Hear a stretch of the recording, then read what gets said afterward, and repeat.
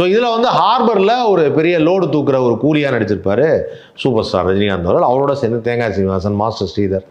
அங்கே இருக்கக்கூடிய ஒரு பிரச்சனையில் அவர் சண்டை போட்டு ஆர்எஸ் மனோருடைய ஆளுங்களோட சண்டை போட்டு வழக்கம் போல் இந்த கூலியாக நடித்தா அதுக்கு கூலியாக இருந்தால் அவர் கமிஷன்லாம் தரணுமே, அந்த கமிஷன்லாம் தரும்போது அங்கே இருக்கிற ரவுடி பசங்க அவங்களாம் சமாளித்து வர்றது தான். அப்படி சமாளித்து வரும்போது இந்த RS Manoran gang அடித்ததை Balaji தெரிஞ்சுப்பார்.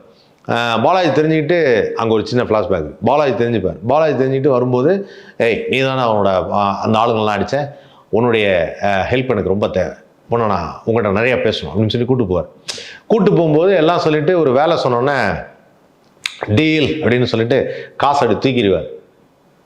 Sir சின்ன வயசில் நீங்கள் வந்து ஒருத்தன்ட்ட பூட் பாலிஷ் போட்டிங்க இல்லை, ஞாபகம் இருக்கா? ஆமாம். அவங்ககிட்ட நீங்கள் காசை விட்டு எரிஞ்சு போக எடுக்கலை, ஞாபகம் இருக்கா? ஆமாம். அப்படின்னு அப்போ இப்போ எடுக்க மாட்டான். ஓ மை காட் அப்படின்னு. எஸ், சின்ன வயசுலேயே பூட் பாலிஷ் போடும்போது காசடி விட்டு எறிஞ்சதை எடுக்க மாட்டார் அப்படிங்கிறத ஒரு ஷார்ட்டாக வச்சுருப்பாங்க. ஸோ அப்போ எப்பவுமே டிக்னிஃபைடான ஒருத்தரா அப்பயே பாலாஜி வந்து சொல்லியிருப்பார். வி கோபாலகிருஷ்ணன் ஆர்டிஸ்ட் அவர்கிட்ட சொல்லியிருப்பார், நீ நல்லா பார்த்துக்க, இவன்ட்ட இருக்கிற நிதானம், அதுக்கப்புறம் விவேகம், அதுக்கப்புறம் இவன்ட்ட இருக்கிற அந்த ஜென்யூனிட்டி அப்படின்னுவார். அது எல்லாம் சேர்ந்து தான் இவன் தான் அந்த ரேஸில் ஜெயிக்க போகிற குதிரை அப்படின்னுவார். ஸோ பிற்காலத்தில் அந்த படத்தில் வரும்போது பார்த்தீங்கன்னா இப்போ ரஜினி வந்து அந்த கேங்கில் சேர்றது, அதுக்கப்புறம் வந்து ஒரு பெரிய ராபர் கேங், அது கள்ளக்கடத்தல் கும்பல், அந்த கள்ளக்கடத்தல் கும்பலில் எப்படி டபுள் கிராஸ் பண்ணுறாரு, ஃபைட்டு, ஆர்எஸ் மனோருக்கு உள்ள ஒரு இவருக்கும் உள்ள டெக் ஆஃபார், இந்த மாதிரி ஏகப்பட்ட விஷயம் இருக்குது.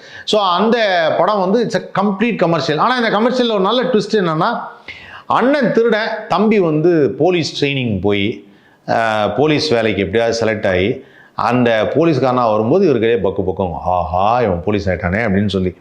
பட் இருந்தாலும் அவங்க அம்மாவுக்கு ஒரு சந்தோஷம் என்னன்னா, ஓகே ஏதோ பையன் கஷ்டப்பட்டான், இவனும் வேலை பார்க்குறான், ஏதோ பிஸ்னஸ் பண்ணுறாங்கன்னா நல்லா